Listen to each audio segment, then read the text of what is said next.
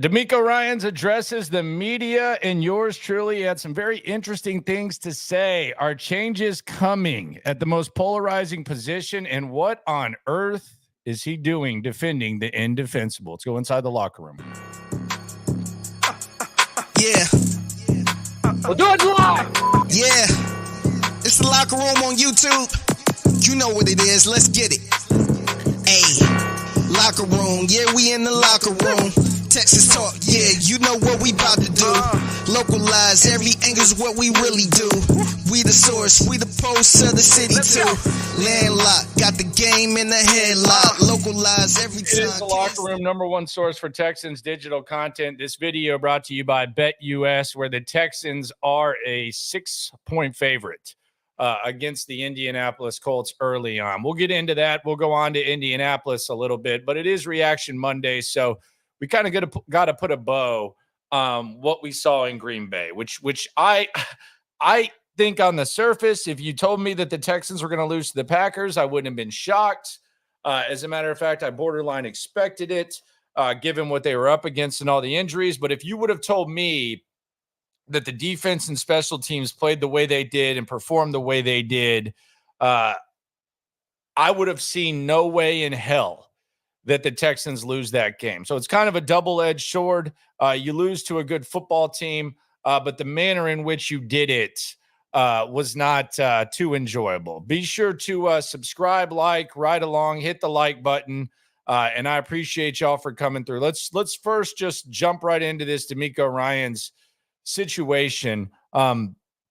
This was DeMeco Ryans talking about the offensive line, and I asked him about the offensive line, specifically what changes need to be made. He was talking about that this had been a problem for weeks, and we all know that. It seems like it's been a problem for damn near years when it comes to the Texans' offensive line. But DeMeco Ryans said that it had been an ongoing problem. He said that changes needed to be made. So I asked DeMeco Ryans, does that mean personnel? Does that mean schematic? He was pretty blunt in this answer. This is what the head coach of the Texans had to say.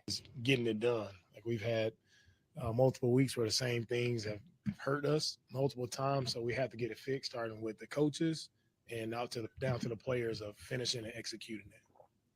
The same things like personnel changes or just schematic, is it just as simple as execution, or if it's been the same thing for a few weeks, do you think? Yeah, for me, everything is on the table. Okay. When it comes to it, has to get fixed.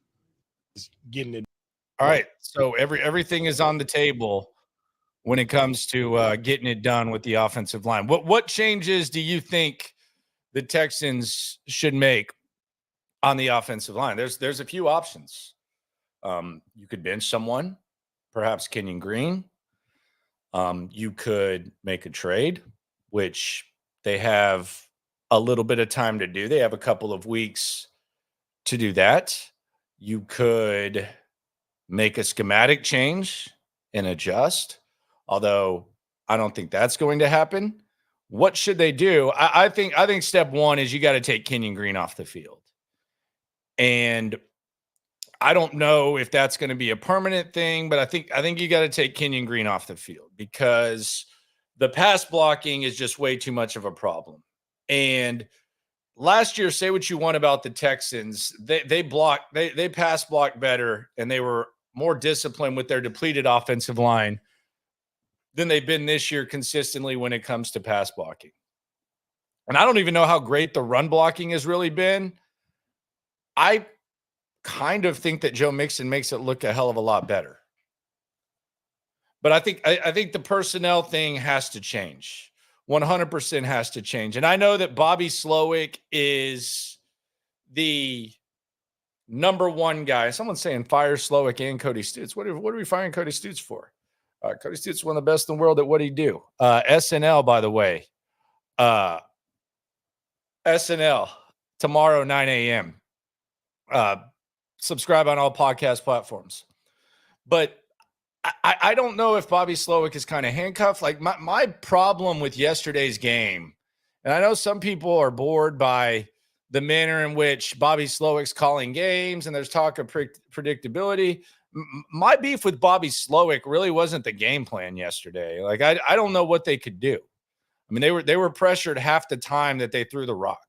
So I don't know how much you can really do if we acknowledge that the offensive line sucks. Now, maybe it's a schematic thing, which is something that he's going to have to figure out, or else they're going to be in real trouble.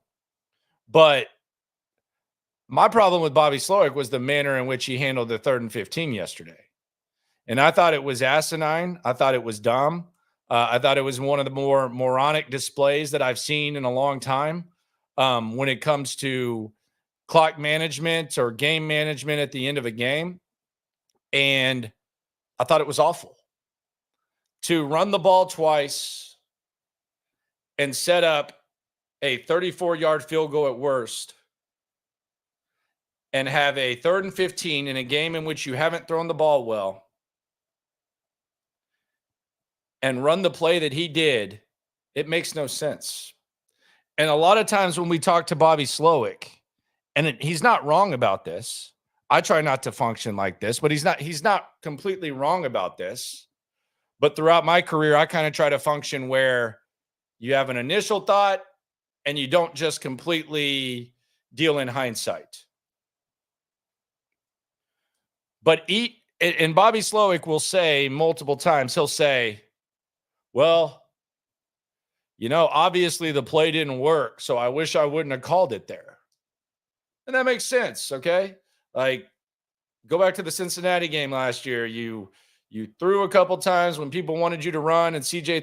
Stroud threw the interception. Okay, there you go. A run play up the middle that doesn't work on 4th and 2. Okay. If it would have worked, good. If not, then obviously I would have done it well. Even the problem with this play, and I've seen some people say that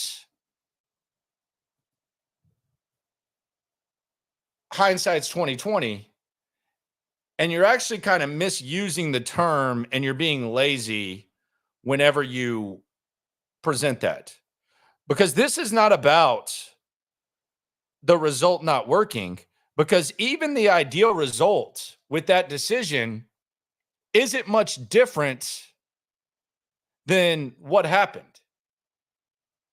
If Tank Dell catches that ball and he goes out of bounds, Green Bay keeps their timeout. If Tank Dell doesn't catch that ball and the ball falls to the ground, Green Bay keeps their timeout. So basically what you were doing was trying to gain 8 yards and make a 34-yard field goal 26 yards. And you have the 2-time special teams player of the week in the NFL on your roster.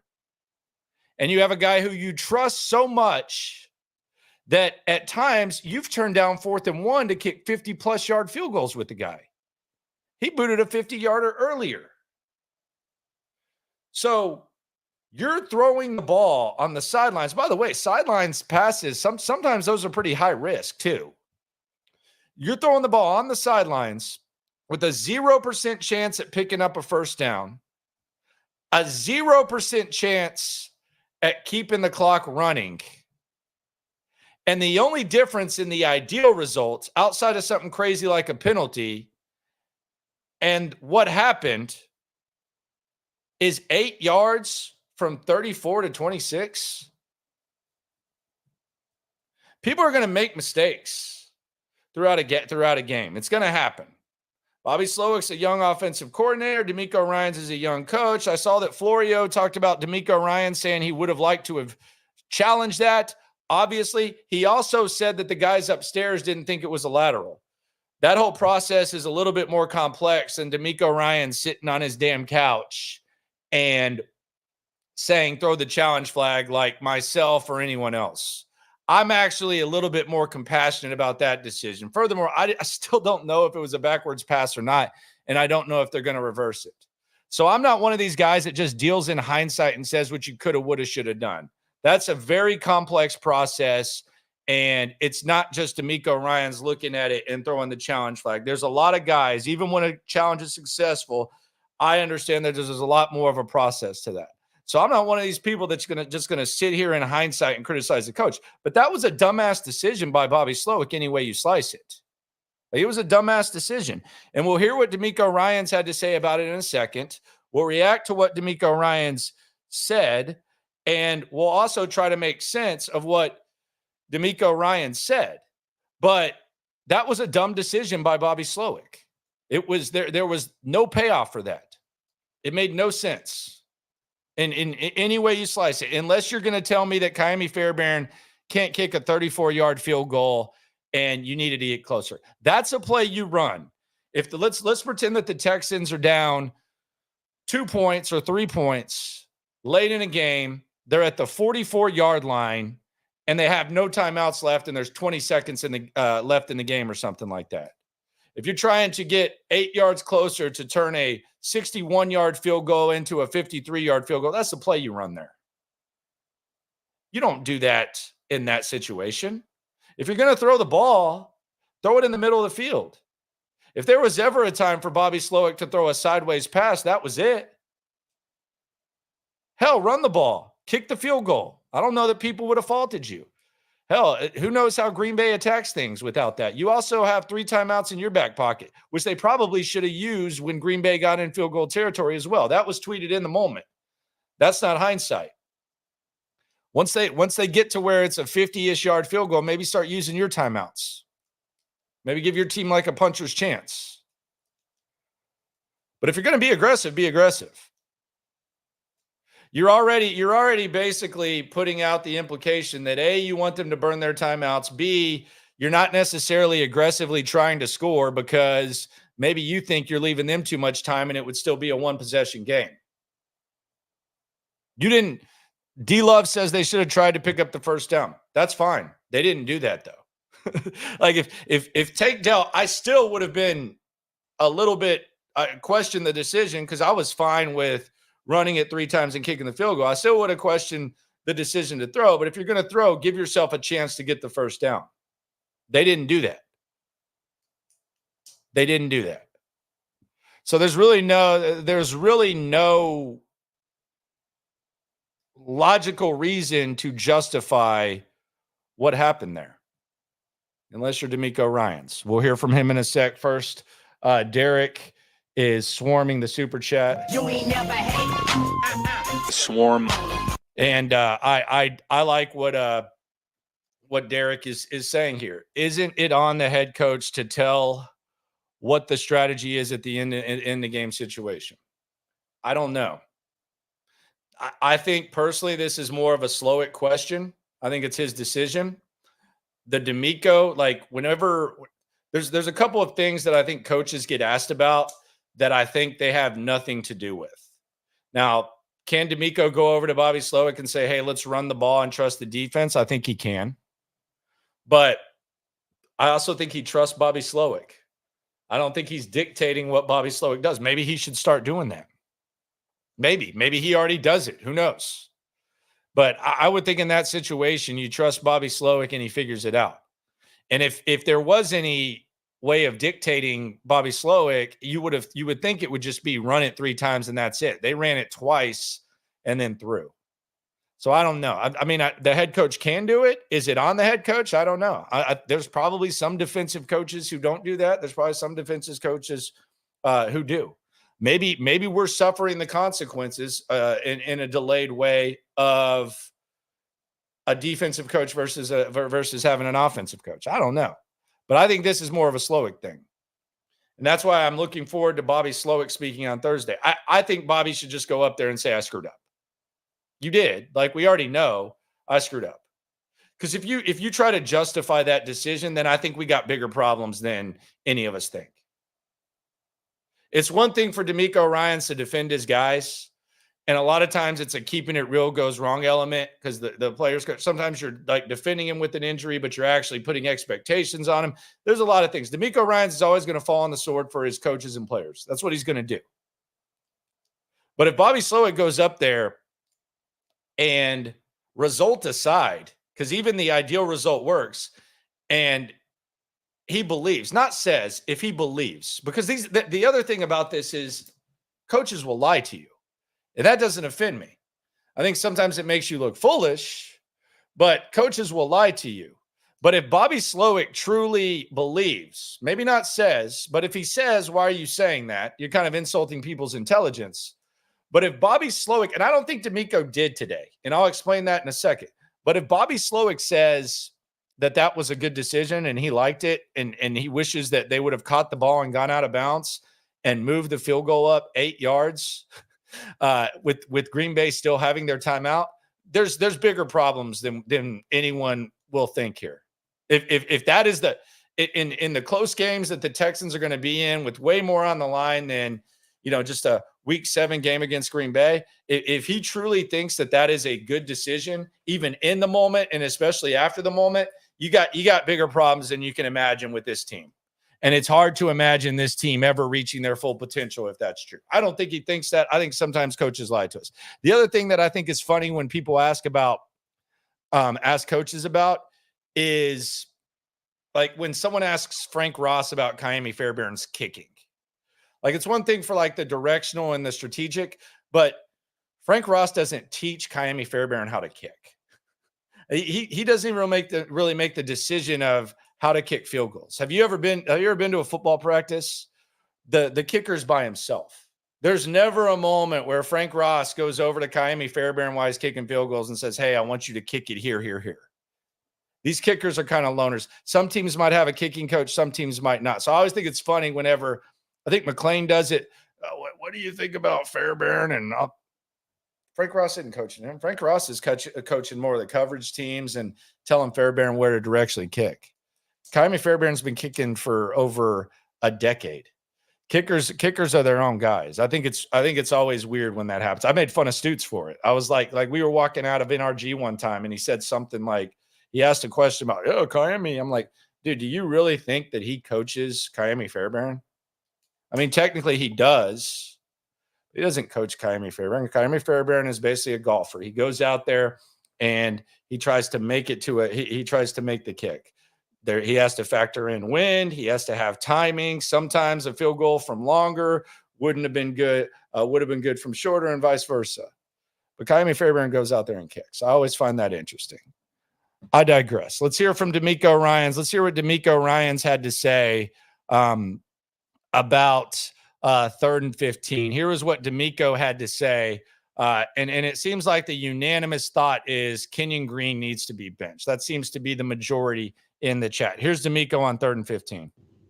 On the 3rd and 15, the final offensive play, now that you've looked at it, are you still pleased with the decision and the play call there?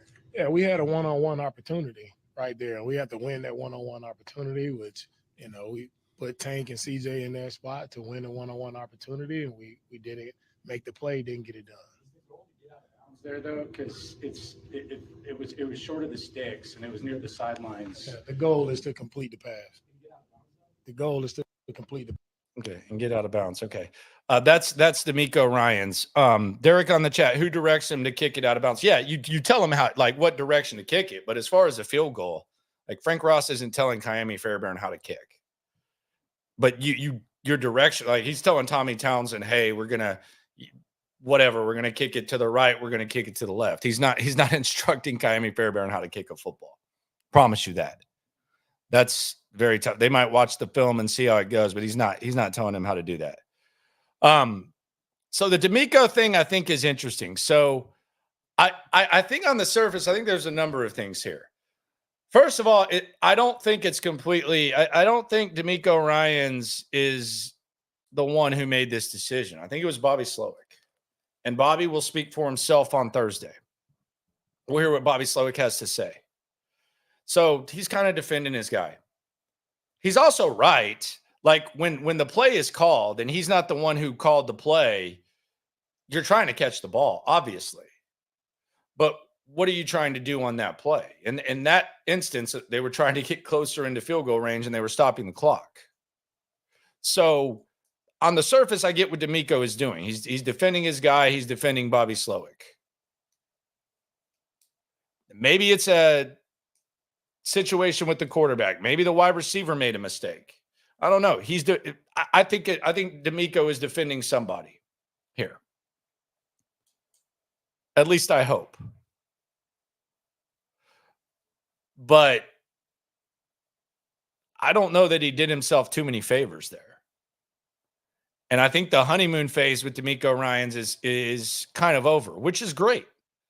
That means that you're either really, really bad or you have really, really high expectations. Like when the honeymoon ends in football, when the honeymoon session ends, then it either means that you suck and you've been doing a bad job, or you're doing a good job and expectations have jumped up.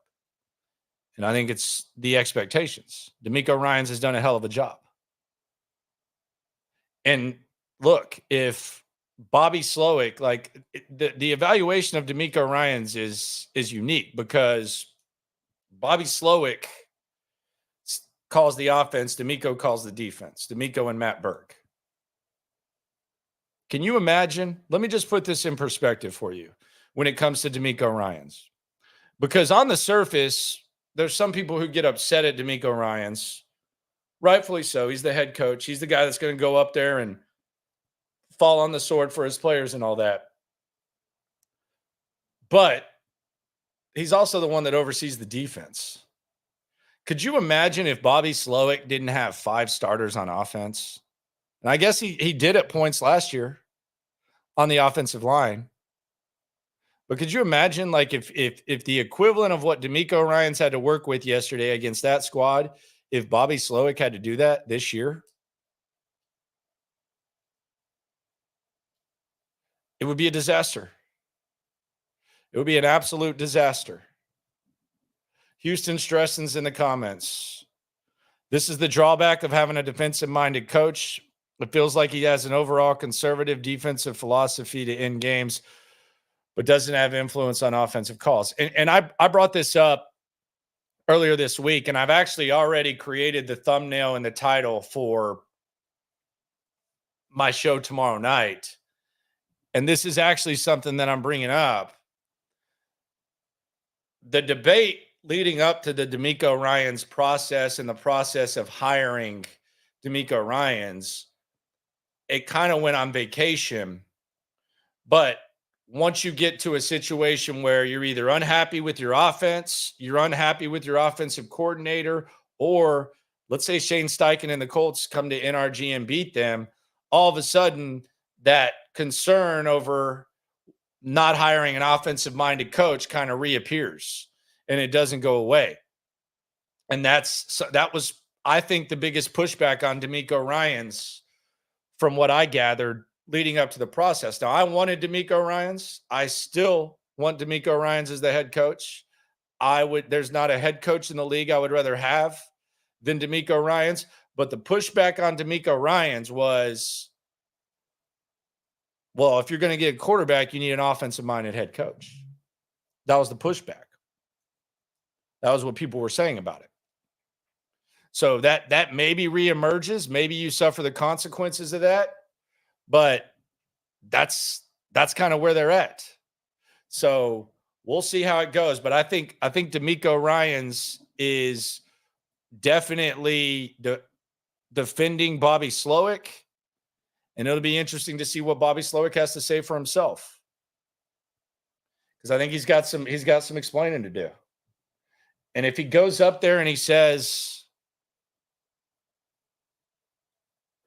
we just need to execute the play, and getting 8 yards and running out of bounds was the goal of the play, then I'm going to go Hank Hill.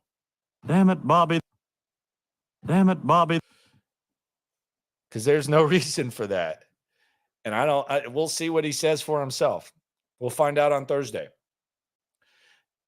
The one thing that I do think, though, is that something's got to change with this offensive line. And I think that's something that DeMeco Ryans probably agrees with.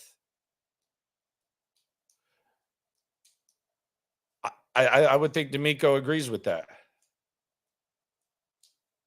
I would think Bobby Slowick agrees with that. And I think someone gets benched this week. I think there's a change coming on the offensive line. What does that change? What's the most appealing change on the offensive line? Stoots threw this out, and I don't know. He was halfway joking. I really didn't hate it as much as I thought I would. He threw out moving Titus Howard back to left guard and moving Blake Fisher to right tackle. I know there's probably a lot of people that are like, man, why would you do that? Titus Howard sucks at guard. I don't know that he's playing that great at tackle right now. Furthermore, I think the biggest issue is pass blocking. And if this team can't pass block, then they got problems. I think Joe Mixon makes the run blocking better. I think that has as much to do with Joe Mixon and his jump cut, as Seth Payne called it, as it does anything else. Kenyon Green's a good run blocker. I don't know. He's a great run blocker. He's been terrible in pass protection. He's been terrible at being consistent in pass protection. So if you're moving Blake Fisher to right tackle and you're moving Titus Howard back to guard, this is just one option. You can tell me how dumb it is. But if you're doing that, I think there's a couple of things. First of all, I think you improve your pass blocking with Titus. And he's more healthy this year than he was last. He's actually had some success at guard, but he was hurt last year. The other thing is, I don't know that your run blocking gets much worse. And you put your two most experienced linemen right there by Juice Scruggs, who I think is having problems communicating with Kenyon Green. I think there's problems. There's communication problems. Here's the other thing. First of all, I think Blake Fisher is going to end up being a starting tackle for Titus Howard in the near-ish future anyways. Blake Fisher, yeah, there's going to be some battle wounds and there's going to be some battling, but let's be honest, it's not like Titus Howard's just playing flawless games at right tackle. So your right tackle of the future gets kind of a head start. And how much of a drop-off is that? Don't know. But Titus Howard goes to left guard. That's possibility number one. I doubt people are too thrilled about that. Big Steve on the Super. You ain't never hate. Swarm Says Kenyon needs to be benched so he can go lift the hyperbolic time chamber. Yeah, I don't even know what the hell that means, but that seems to be the most popular thing is Kenyon Green might need to sit down for a little bit. And that's option number two. So option number one is Titus Howard back to guard, Blake Fisher to right tackle. I don't think people love it. I don't love it that this is where we're at, but I've heard crazier things, and I think it's kind of a chess move because you get Blake Fisher early experience because I think eventually, whether it's next year or whatever, I think Blake Fisher is one of your starting tackles. So there's that. The other one is you just bench Kenyon Green. That's option number two. You bench Kenyon Green. What does that mean? Does that mean it's Kendrick Green? Which I wouldn't mind. I think Kendrick Green, pretty mean dude. He's played center before. I think he might be able to help communicate with Juice a little bit. Kind of a mean dude. Seems like he's always banged up, but he's always battling through it. Do you bring in Patterson? I think that's kind of a disaster.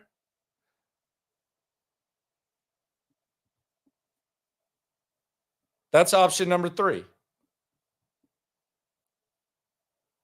Or two. Option number three is you move Scruggs to left guard and you put Patterson at center. And you saw Patterson last year before he got hurt. He did a really good job. Juice Scruggs was playing left guard. I think Juice, ideally, they want him as a center. But do you do that? That's another way to get Kenyon Green off the field. Do you switch Juice back? Are these two drastic changes that could make things worse? Here's my question. What's the worst that can happen? Are you going to get pressured on half your dropbacks when they only blitz 19% of the time? That happened yesterday. Are you going to have an ass load of penalties and get run off the field at an embarrassing level? Well, that happened in Minnesota. There have been penalties before that. So that's option three. Option four would be, do you make a trade? I'm not even entertaining the possibility of just throwing the same guys out there. If they do that, okay. But I think it's unrealistic for it to improve. But they've got to change something. Something's got to change. I think they're going to perhaps look for a trade. I think Kenyon Green gets benched, if I had to guess. I like Kendrick Green. I think he's mean as hell. I think he's mean as hell. Hell, the one time the times that he played last year, I know he ended up getting hurt. Seems like he gets hurt a lot. He was out there doing his thing. He had a pretty good game against Pittsburgh. I gained a lot of respect for him in that game because what he tear his meniscus or whatever the hell it was, like a serious knee injury. Dude was freaking walking around like nothing was going on after the game. Nobody had any idea he was hurt. That hurt. They said he was banged up. I was like, oh, he is? He looks like he's about to go for a jog. And then this year, the other thing, and we talked about this on the practice update. The dude got rolled up on, threw his helmet down, angry, and you thought it was really serious. They came out, he got up, he walked off, he didn't practice. You assume that maybe he would be missing some time because they're usually pretty conservative in camp. SOB was out there the next day. He hasn't missed a day of practice since. Maybe he knew that he was battling for a job. But I think Kendrick Green has a lot of toughness. Is he going to go out there and play well? I don't know. I mean, Pittsburgh Steelers fans would probably be laughing at it. I think that's probably the smoothest, most conservative thing you can do in the short term. Just put Kendrick Green in guard. See what happens. Because all the other stuff, there's multiple moves, and you're asking a lot. That seems to be a good choice. Sarah brings this up, and shout out to Sarah. See, I wonder this, and I think there's a little bit of a gray area to this because I kind of agree with you, but I kind of disagree with you. And I'll explain it. She says the right side is overall better than the left. Kenyon is making Tunsil look bad because he's trying to help. Here's my thing on this. And I see these Pro Football Focus grades, and Pro Football Focus isn't watching the game like you people are. And I do mean you people, Texans fans. You're watching very closely. And I think a lot of times whenever there's like a film watching type of thing, they're not necessarily watching the game. They don't necessarily have a grasp of the game, and they don't have as much like of a lot of times a pulse of what's going on. Like when Tavierre Thomas was the top ranked nickelback in the league, that was comical. I mean, that was just silly. How exactly are you grading him? Like how can that even be said? And that was goofy as hell when that happened. But you watch Shaq Mason play week to week, and I think Shaq's okay. He does a decent job, but there's times where Shaq Mason just looks completely lost and completely out of place. I don't think that the consistency of Shaq Mason has been what you would hope it would be. And I would think he would probably agree with it. But whenever the PFF grades come out, it seems like Shaq Mason's grade a lot of times is a little bit higher than what you actually saw with your own eyes. And I think in some cases, the defense decides that they're going to attack Kenyon Green on the left instead of attacking Shaq Mason. And as a result, Shaq Mason, like, you can't really say anything negative about him. Like, go back and watch the game. Like, you'll see a lot of times there's not even anyone over Shaq Mason. So it's almost like he's just there and you don't know what's going on. But a lot of times they'll like put guys in front of Kenyon Green, and a lot of times you can kind of see the confusion between Juice Scruggs and Kenyon Green for whatever reason. So I think like if you're basing this on PFF, I think a lot of time the attention is just directed at Kenyon Green, and Shaq Mason looks a little bit better because they're not challenging him as much.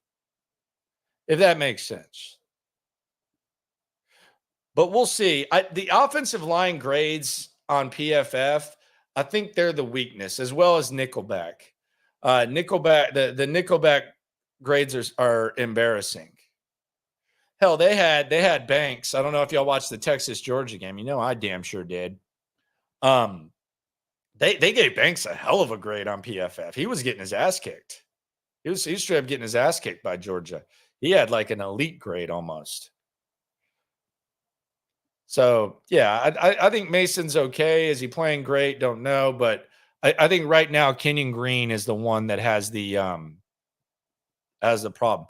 But, yeah, Tunsil definitely has to help Kenyon. It feels like Juice does as well. You go back and look at those. Jay Lambo, I've kept this thought since DeMeco and crew arrived. They keep saying winning in the NFL is hard. Everyone said that. B.O.B. said that. Sounds like a defeatist attitude. This team is loaded. I'm done with hearing that. It's a good squad. I agree. It's a good squad. Big game this week, too, against the Colts. BetUS, you can go to BetUS, by the way. Texans open as the 6-point favorite. BetUS, promo code YouTube150. That's YouTube150. You can get 150% bonus up to $2,000 on your first deposit, and then a 125% bonus up to $2,000 after that. Check out BetUS. They got all the props, and they got the Texans at -6, which I'm staying away from. Quite frankly, if I had to book it, I'd take the Colts +6 at this point. I'm just being honest. I know the Colts got a bad defense. I think Shane Steichen's a good coach. Give me the 6 points. Give me the 6 points. But YouTube 150 if you want to get in the game. I'm not saying that they lose or anything, but I'll take 6. You're giving me 6 with the way that they blocked. I'll take that. They might not be great, but hey, they know the Texans a little bit, and I got to see what they do on the offensive line. Now, if you tell me that there's going to be a nice change, we'll do that. But that team that I saw yesterday with that blocking and with everything they've put out there, nah, ain't doing that at all. Nathan says, how is no one talking about Titus eating grass to the turf monster in at least 3 games? I don't know what that means. That doesn't seem like a topic that a lot of people would be talking about. I'm lost. High-grade marijuana called Kush on the streets. Did you know what that was? Now I Me do. neither. Okay, they're talking about him tripping. Oh, the dude slipped. I knew he'd trip, but yeah, he does fall a lot. Okay, if that's what you're saying, yes, if you're tripping and falling, yeah, I didn't see that. AJ swarming the super. Howard or Fisher at left guard. Howard is playing crappy at right tackle. Fisher's not a guard. Fisher's a tackle. So if you're going to move him to right tackle, move Titus to guard, see what happens. Could it be any worse? Don't know. Put him at guard. I'm not opposed to that. Do I guarantee it'll work? No. I'm not opposed to it. I'm not opposed to putting Titus at guard and putting Blake Fisher at right tackle. I'm not opposed to starting Kenyon Green instead of Kenyon Green. Not opposed to that. The Patterson thing, I don't know. I don't think Patterson's a good guard. I don't even know that he's really that great of a center. And moving Scruggs to left, I don't know. I'm really not opposed to anything. What I'm opposed to is trotting out these 5 guys and just hoping that it works. That's what I'm opposed to. I'll take a change. And I don't think it's change for the sake of change. Giovanni says Tank Dell needs to get in his bag this week and return all punts. I'm with you.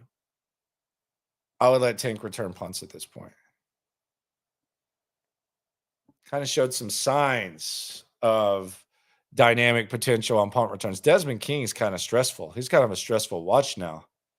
He looked like he almost fumbled that one at the end of the second quarter. He let that one go over his head. Who knows? Is Scruggs struggling with the protection calls? I don't know.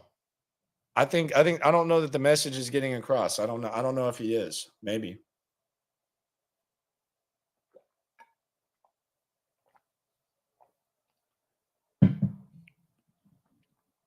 I'm a big Tank Dell fan, but I'm starting to think people might be right and he isn't big enough.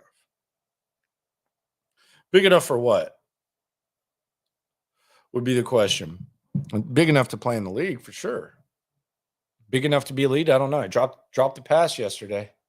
That didn't have anything to do with being big or not. Caught a similar one the week before. I think the coverage that teams are running against the Texans, I think it impacts Dell more than anyone else. I think the deep safeties probably impact Dell a little bit more than most. But yeah, hasn't been great. Ask Bobby why he went away from the tight ends. I don't know if he did or if they just went out and there was no time to get it to him. But yeah, it is kind of frustrating when you surpass the second most yardage that your tight ends have had on the season. You do so on one drive, and those are the only 2 catches that those guys get. It's frustrating no matter what. For sure. Tank got that big dog in him. I agree. I think Tank's good. I'm not writing Tank off yet. Been a disappointing season. Christopher's enjoying the SNL Top 3 podcast. Appreciate you. Subscribe on all podcast platforms. Watch it live right here on YouTube. The simulcast Monday through Friday right here on YouTube. So this was brought up on Twitter. And I just thought it was kind of interesting. I thought it was fascinating. It was on Texans Twitter. I'll get into this, and then I want to get into a really weird trend that happens on Reaction Monday that some people say that I just really don't get. And I wouldn't say it if I heard it once. I wouldn't say it if I heard it twice. I wouldn't say it if I heard it 4 times. But when it's kind of a little bit more constant, I'm trying to make sense of this and understand it. And I'm sure some of y'all have said it before. But I don't understand it, and we'll try to make some sense of it.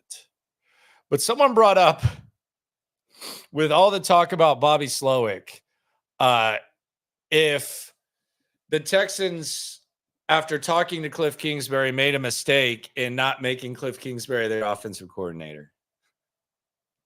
And look, I don't want to fire Bobby Slowick. I'm not completely writing Bobby Slowick off.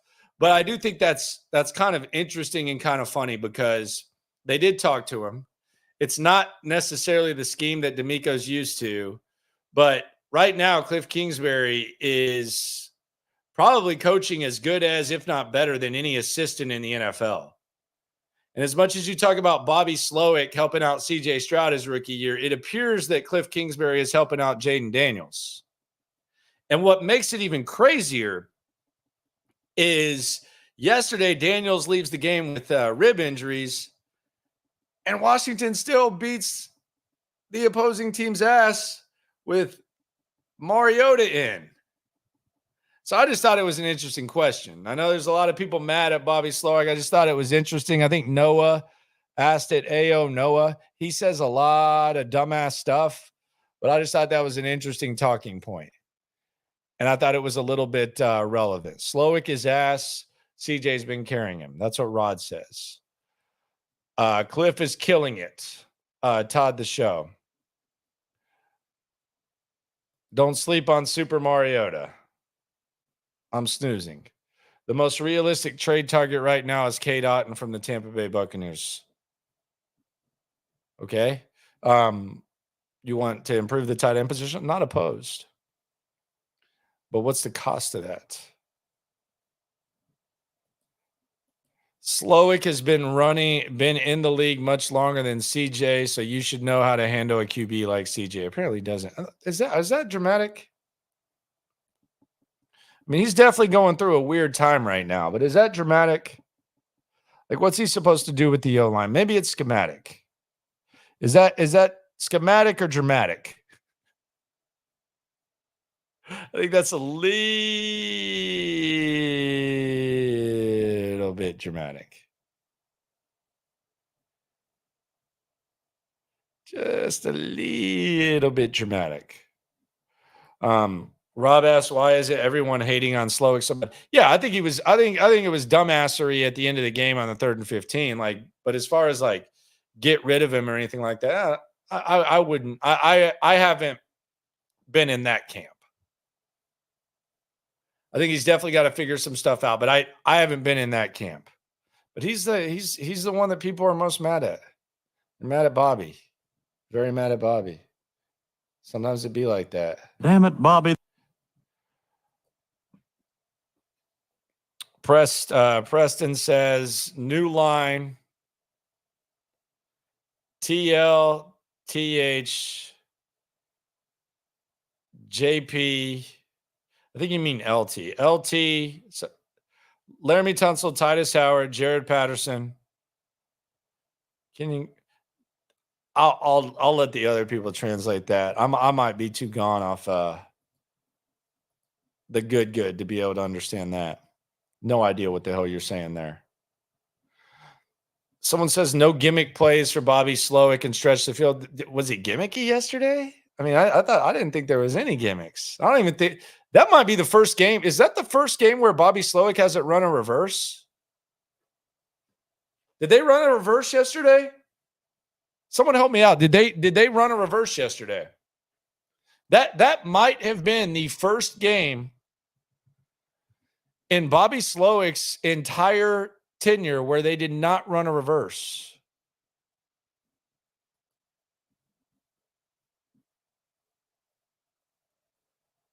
Yeah, they didn't run a reverse yesterday.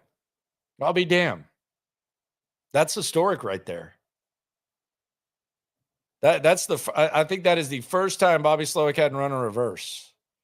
He usually has to run a couple. Day in which you're not passing the ball is the day where we don't see a reverse. Mixon had 25 carries. Agumbawale had 1. Dameon Pierce had 2. No reverses. How about that? No sideways passes either. Did we see very many sideways passes? Probably would have liked to have seen one on that 3rd and 15. But I brought that up just to say, you say no gimmick plays. I didn't see any gimmick plays yesterday. There were no double passes. There were no reverses. Didn't see a ton of screens. Didn't see it. Yeah, reverse on 3rd and 15, whatever. QB sneak, kneel, whatever. I guess Otten is the popular EA Sports type of thing. Okay. Stroud was pretty bad. He wasn't great. There were a couple missed passes, but again, when you get pressured half the time and you have no time to throw, I don't know what he's supposed to do. He wasn't great. That's for sure. He made a perfect throw to Tank Dell that should have been caught for a touchdown. That took 4 points off the board because you had to settle for 3. He got sacked on the very next possession, took him out of field goal range. That's 3 points. So you've left 7 points on the board. Some people say DeMeco should have challenged the backwards pass. Green Bay scored on that drive. If you win that challenge, then that's 7. That's 14 points in the first half you left on the board. So yeah, I don't think this was like an MVP performance by CJ Stroud. I think I gave it a D on the grades on HOU football with Stutes, but I didn't think I don't know what he was supposed to do. As a matter of fact, I thought he did a pretty good job. I think a lot of CJ Stroud's most impressive plays yesterday were avoiding sacks.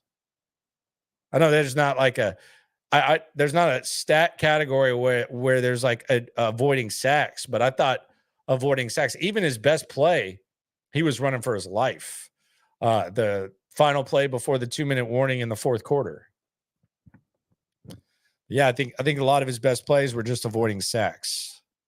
So yeah, I don't think that I don't think CJ was too bad. Wasn't great, but I think there's some value in avoiding sacks. Hell, if he could have avoided the 1 second possession, that's 3 points right there. P Money, back to the super. I don't like how we took our foot off the gas with 4 minutes left in the game and let the clock run to 2 minutes. Have to shoot for a TD, not a field goal. See that right there? I had no problem with just sitting on the rock and settling for the field goal, especially after the Hutchinson thing. But in that situation, I think that either you're in or you're not. Either you're trying to score or you're not. And they committed after 2 minutes to running the rock until they didn't. And even then, they didn't even try to get the first down. So the two choices that we're talking about, either kill the clock or try to get the first down or the touchdown, they didn't even try to do. They tried to get 8 yards closer on a 34-yard field goal attempt. It's pathetic. It's absolutely pathetic. For sure. I don't understand that. The screen game, I don't know. I don't know where the screen game is. I don't know. I don't know where the screen game is. No idea. Like, of all times for Dare Gumbawale to be involved in the pass game too. Like, it just seems like, I know Mixon's out there, but I don't know. Like, maybe you play with 2 running backs. Like, put 2 running backs back there and try to figure something out. Like, there's just no creativity when it comes to what Slowick is doing. And the other thing is, it's not like they're max protecting. I don't know what the hell they're doing at all.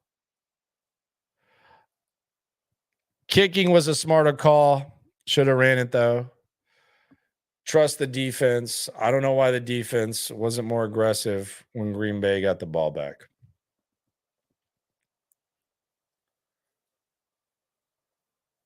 This O-line was horrendous. And let's just hope Kamari is back soon. Teams are going to target D'Angelo Ross every time. Yeah, perfect passer rating against him. I don't know if y'all heard me this morning, but Jordan Love does not like shopping at TJ Maxx. He prefers to shop at Ross. A little too proud of that one.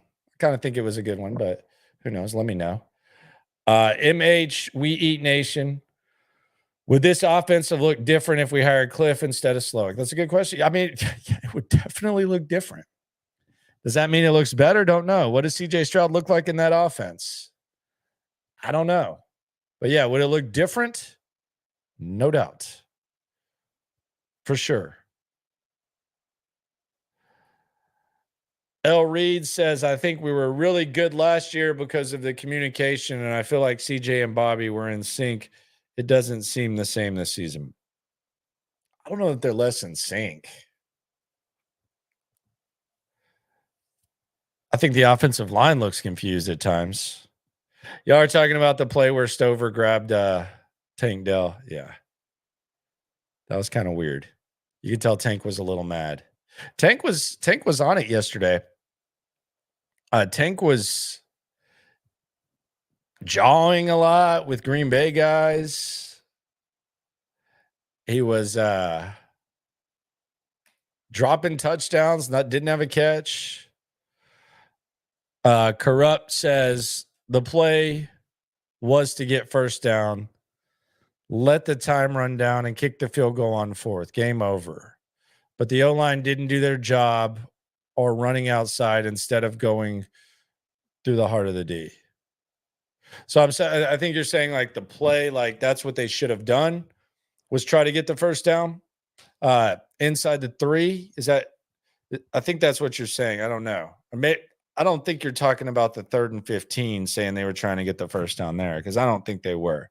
But you're saying the right play, the right strategy was after the 2-minute warning, when you got your fresh set of downs, try to get the first down, let the time run down, kick the field goal on 4th, game over. But the O-line didn't do their job running. Yeah, it was poor blocking. But once you're committed, you're committed. And if you're going to throw the rock, try to get the first down. Doesn't make a lot of sense at all. Assuming that's what he's talking about. How much does the offense miss Nico? A lot, but should they be dependent on Nico that much? I mean, the reality of Nico Collins is Nico Collins misses games. Like, it's you can't be that dependent on Nico Collins. If that's the issue, then there's bad investments all over. I'm not saying that you can't be better with Nico Collins. Obviously, one of the best performing receivers in the NFL this year, you're going to get better. But I mean, you have Tank Dell, you have Stephon Diggs. You're supposed to have this three-headed monster. I mean, they should be able to hold it down. They held it down 2 games ago. Like, they should be able to hold it down. They held it down against Buffalo for a half. Offense didn't look as good, but they held it down.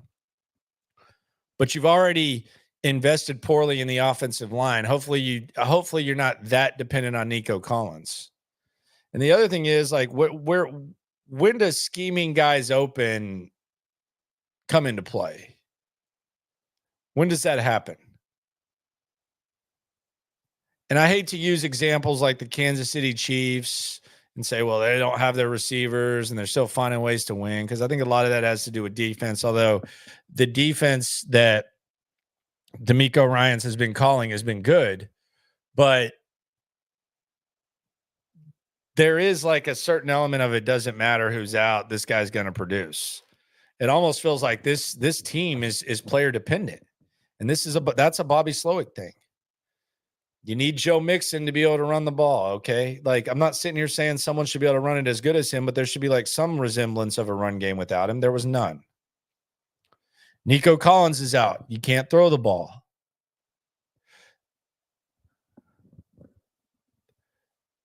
Last year, the offensive line was depleted and you look better. So figure that one out for me. Remember when there was talk about, oh, this offensive line is going to be healthy, so they're going to be good? Not the case. P, back on the suit. Appreciate you, my friend. You ain't never hate. Swarm. We're not using Xavier like we did last year. He was running screenplays, plus with Nico out, have to call better plays. So you would like to see like the sideways pass to Xavier Hutchinson where you just kind of let him turn upfield and stuff like that? I think that's fair. That's fair. Now, do you completely use him like Nico? No, obviously he's not going to be on the field, but I think I've heard crazier ideas. Like if you're not offensive line isn't blocking well, get the ball out of the quarterback's hands quick, throw it to Hutchinson. I don't think that's too crazy at all. How about taking a wild card chance on Quintariano? Someone actually messaged me this morning. They had watched the tape and they said, man, your boy's blocking better. They said Quintariano's blocking has gotten a little bit better. So, yeah, I don't think he's like some sort of secret weapon, even though I'm the king of the Quintariano fan club. I don't know that he's like a secret weapon at all. I don't have any issue with Stephon Diggs. I think Stephon Diggs is fine. I don't think yesterday was Stephon Diggs' fault. I think he's good. I like Quintariano. I want to get out of here on this. Tomorrow on SNL, we're going to talk about the honeymoon phase. Is it dead with DeMeco Ryans? Stoots will try to make sense of this. And we'll also talk about some of this wacky stuff going on online. But I've noticed this. I kind of put a short up on this. And be sure to follow the basic bitch practice reports after every Texans practice. Basically the selfie, like me just telling you what happened at practice. The basic bitch practice reports, the shorts.